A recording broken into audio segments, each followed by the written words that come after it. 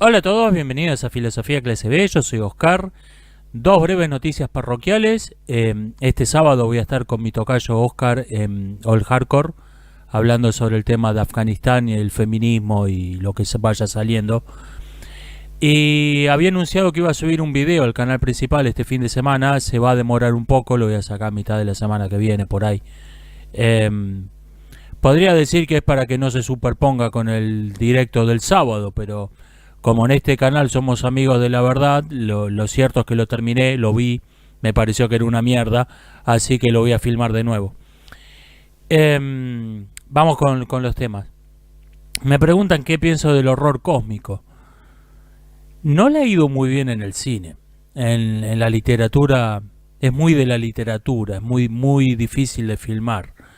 Creo que el caso más obvio es el color más allá del espacio, que donde hay un color que no existe. ¿Cómo lo filmas? En la versión de 2020 fueron bastante ingeniosos. El color que es el color es magenta, que el magenta es un color que no existe, es una ilusión óptica, no forma parte del espectro. Ok, pero es infilmable. Y ese es el ejemplo más obvio, pero no el más importante. El Unamuno decía que existe el susto, existe el miedo y existe la angustia. El miedo es un sistema de alarma que nos dice esto es un peligro, esto es una amenaza. El susto ocurre cuando la amenaza aparece de modo tan súbito que el sistema de alarma no se activa a tiempo. O sea, que tenemos miedo después de que pasó la amenaza. Eso es el susto. Y la angustia es lo contrario del susto. La angustia es cuando el peligro está tan lejos, tan abstracto, que no vemos la amenaza inmediata, pero sabemos que eso está ahí y no podemos hacer nada con eso que está ahí. O sea, la angustia es el miedo a lo inevitable.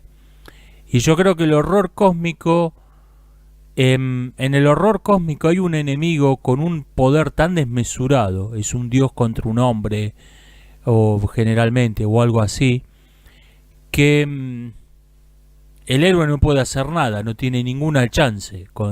Es un enemigo que es totalmente invencible, con el que no hay la menor esperanza. Entonces no trabaja con el miedo, sino con la angustia. Esto es el horror cósmico. El horror clásico apela al miedo a lo desconocido. Por eso generalmente ocurre de noche, en la oscuridad. En donde está el monstruo o el asesino psicópata en las películas de terror más modernas, donde está esta cuestión que es lo incomprensible dentro del humano, que es la locura. El horror cósmico no, el horror cósmico no trabaja con eso. De hecho, la locura es presentada como un alivio, como un escape en el horror cósmico. El horror cósmico trabaja con la angustia, trabaja con el miedo a lo inevitable. Varios comentarios parodiando los ismolosfóbicos. ¿Saben que yo me di cuenta hace poco cómo funciona esto? Quien defiende lo indefendible sabe que está defendiendo lo indefendible. Entonces, salvo una minoría que abiertamente defiende lo indefendible, la mayoría busca no decir qué es lo que está defendiendo realmente. Entonces, en vez de decirte, cuando lo contradecís, en vez de decirte lo que vos estás diciendo está mal, te dice vos sos malo, que no es lo mismo. Y este es el origen de los ismolosfóbicos, es vos sos malo. O sea, no es que yo estoy defendiendo la mutilación de niños, no. Vos sos transfóbico. No estoy defendiendo las quemas de libros. Vos sos istafóbico, ¿viste? O sea, que suena mejor que soy un puto nazi que está defendiendo una quema de libros. Ese es el origen de todos estos ismofóbicos que ya ya son un meme, ya no le presta la menor atención a absolutamente nadie. Han dicho que la película Capitán de Mar y Guerra, que la mencioné como una película infravalorada, que les cae mal por lo hispanofóbica que es, hablando de Roma, por lo anti-española que es. Yo creo que están confundiendo la película con los personajes. Si vos vas a representar a dos oficiales ingleses de las guerras napoleónicas, tienen que hablar de los españoles como si fueran monos, como si fueran basura. Que si no, es como que van a decir, no, bueno, hay buena gente y mala gente en todas partes, los españoles tienen una gran literatura. Sería como esas películas ridículas donde aparece una mujer negra vestida en pantalón en la Inglaterra victoriana. Si vas, yo creo que están confundiendo la ideología de la película con la ideología de los protagonistas. No me pareció para nada que fuera una película anti-española, Capitán de Mar y Guerra. Lo vemos sobre todo cuando capturan el barco francés, que lo vemos que como que tocaba un instrumento el capitán del barco, o sea que eran ellos del otro bando. Y yo creo que esa escena, por ejemplo, refleja la ideología de los realizadores. Repito, me parece que no me dio esa impresión para nada, esa película. Mucha gente muy preocupada por la mitad de los afganos. Me preguntan qué pienso de esto. Alguien por favor quiere pensar en las niñas. Los niños no, que se caguen, no nos importa. O sea, es una sociedad demente asustándose de otra sociedad demente, la nuestra. Es una sociedad que se hundió en la locura, que dice, qué loco que están estos tipos, entre otros, que como el loco que se cree Dios y se burla del loco que se cree Napoleón. No, mirá si este va a ser Napoleón. Es algo así. Me dicen que el problema de reducir el electorado, algo que yo había presentado como una buena idea, es la corrupción. Es más fácil sobornar a 100 que a 100 millones. Es verdad. Se podría usar el sorteo en vez de los números de documento, la terminación del número de documento que había dicho yo.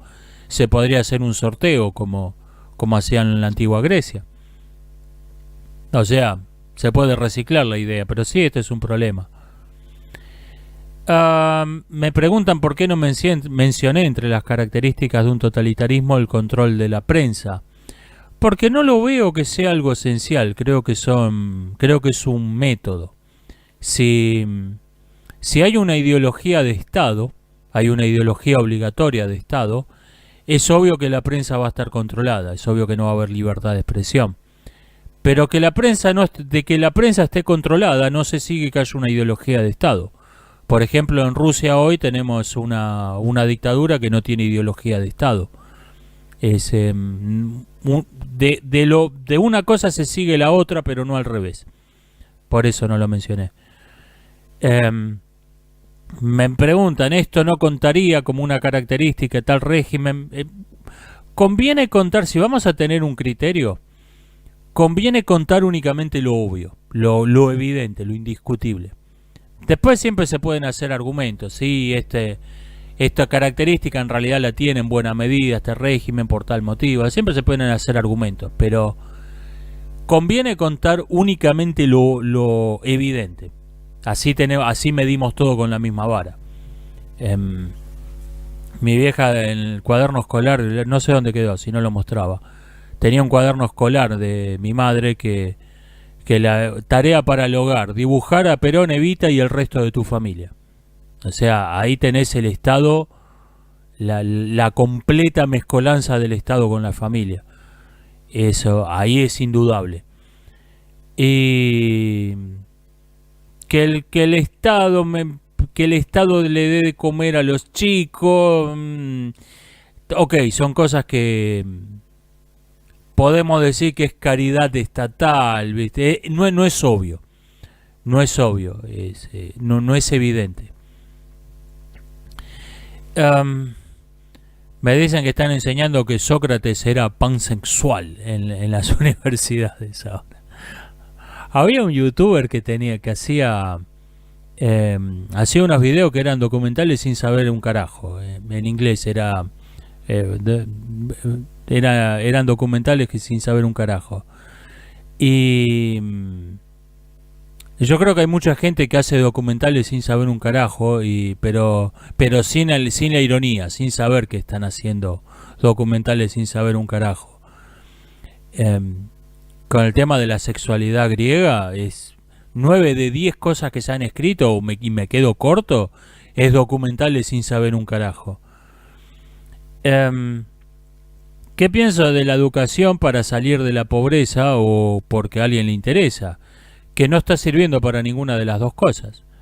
En muchas escuelas se ha dejado de enseñar matemática porque dicen que es discriminatorio, es supremacismo. ¿Usted cree que le van a dar un trabajo a alguien que sale de la secundaria sin saber las 4 operaciones básicas? ¿Va a obtener un trabajo que no sea revolear ladrillos en una obra en construcción? O alguien que sale con un título completamente inútil de estudios de género en la cultura bantú, va a poder hacer otra cosa que prostituirse para conseguir un cargo público con un título completamente inútil. No, simplemente no sirve. Hay que sacarse esa mentalidad de, bueno, el estudiar para hacer carrera. Simplemente no es verdad. Si alguna vez fue verdad, ya no lo es. ¿Qué consejo le daría a un autodidacta? Le puedo dar uno, que es que evite el cometer el mismo error que cometí yo. No sea totalmente anárquico en sus lecturas. No vaya totalmente a la deriva. Un poquito sí, un poquito de anarquía buena.